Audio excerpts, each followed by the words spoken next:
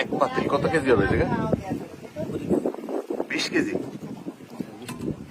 কত দিয়ে কিনছেন? ওই যে আরো পুঁটি মাছ ছিল তো মোট চালানো আপনার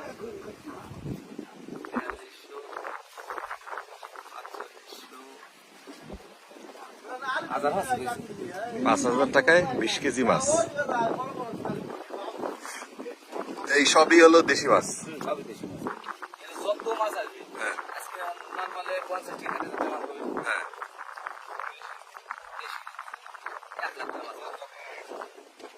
1 লাখ টাকার মাছ কেনা বেচা হবে কি এই জায়গায়?